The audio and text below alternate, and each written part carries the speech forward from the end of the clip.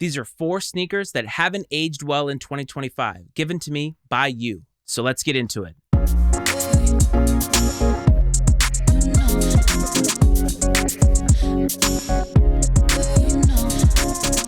There are some sneakers that we all in the culture universally love and will always say are in our top 10, top 5, whatever it is. They're just sneakers that we all love, whether they're silhouettes or colorways. But I was thinking recently about sneakers that we all love, that we can all agree on, but if we look at them in 2025, they really haven't aged well. Maybe they don't fit in with today's culture. Maybe they don't fit in with the way that aesthetically sneakers are being designed. And so I asked you, the supporters of this show, what were some sneakers that you thought hadn't aged well in 2025? And these are the ones that you gave me.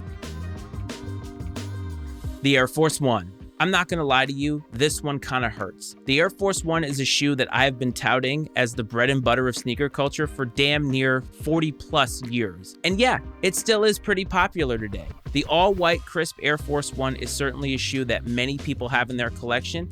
And if you go out in the street and ask people, they'll tell you that it's something that they think you should have in your collection. But I had probably half a dozen people who suggested the Air Force One, and a lot of people thought that the Air Force One hasn't aged well. And when I look at it, when I think about it, I can certainly understand people feeling that way. It's bulky. Maybe the silhouette doesn't fit in with a lot of the sleeker models that we have, like the Dunk, like the Jordan 1 Low. But the Air Force One is a staple, and I think it always will be a staple, because it held a certain appeal for such a long time. And there was also that period where they were really hard to get, where they weren't making them as frequently, if at all. And so I think that the Air Force One gets a little bit of a pass, because I think maybe the newer generation of sneakerhead sees the Panda Dunk or the GR Dunk as maybe the new Air Force One. But for people like me who are of a certain age or older, you're always gonna have an affinity to the Air Force One. For that, I have to say, if I'm giving a rating for how well it is aged, 8 out of 10. The Nike Air Yeezy 2. When somebody suggested the Red October Yeezy 2, it was one that I had already had in my mind. But when I think of the Yeezy 2, I also loop it in with the Air Yeezy 1 from Kanye's time with Nike. And it's not to say that the design of these shoes isn't great. Certainly the platinum colorway is awesome. The Red October will always have a place in history because of how it was released. The solar reds are nice. But when I look at the silhouette overall, it's very much a moon boot. It's very big, it's very bulky. It certainly takes pieces from shoes like the AirTech Challenge, but overall, this shoe with a strap, it looks very dated to me. Now, the design elements are top-notch, the materials are top-notch, of course, but when I look at it as a silhouette in 2025, if it wasn't related to a time that people hold in high regard, would it sell very well? And to me, I think that the answer is no. So if I'm gonna give the Air Yeezy 2 a rating out of 10 of how well it is aged, 4 out of 10. The Yeezy 350 V1 or V2. This was another one that I saw many people suggest, and it was another one that I had on my mind.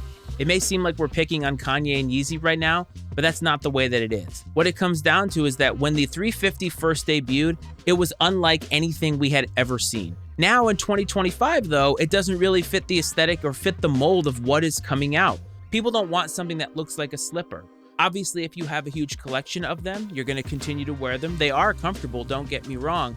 But I know I personally have a hard time styling them, and that doesn't go into my rating whatsoever. But I can understand why people can look at them and say, at the time it broke the mold, but today if something like this came out, I'm not sure I would actually like it. And also, if you look at the 350, there are so many colorways. If we're going to complain about Jordan 1s and how many colorways that there are, there were so many 350s, which fit the vision of what Kanye was trying to do at the time. He wanted everybody to be able to get their hands on a 350 if they wanted it.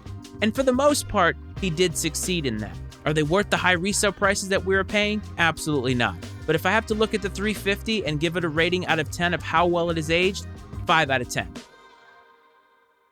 The Sacai LDV Waffle. I'm not gonna lie to you, fam. This one hurt me more than anything because the blue multi-colorway is a shoe that I remember seeing on Marcus Mariota on stage at the NFL Draft in 2019.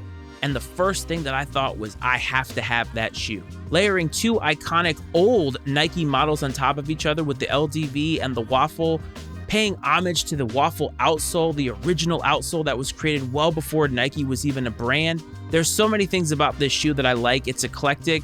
But if I'm being honest and being asked to actually look at this critically, the Sacai's in general have kind of petered out. But once they came out with the original 2 colorways, the blue multi and that neon green one, after that, they kind of started to lose their luster. Black and white, all gray, and then they went to Cortezes. They went to so many different models with the Sakai's, and they just didn't hit the same. And so the collection as a whole has really taken a hit because of the fact that everything that came after those original shoes, those original colorways, have just not had the same effect. But if I'm looking at this shoe today in 2025 and I'm going into my closet and I'm thinking, what am I gonna wear today?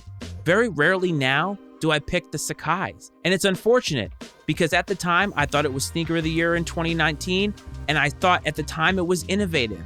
But now, having looked at it over time, it doesn't really fit in with anything, and it almost fits in as like an artistic piece, something that maybe isn't easily wearable, but you can recognize it and say, that is a well-designed shoe.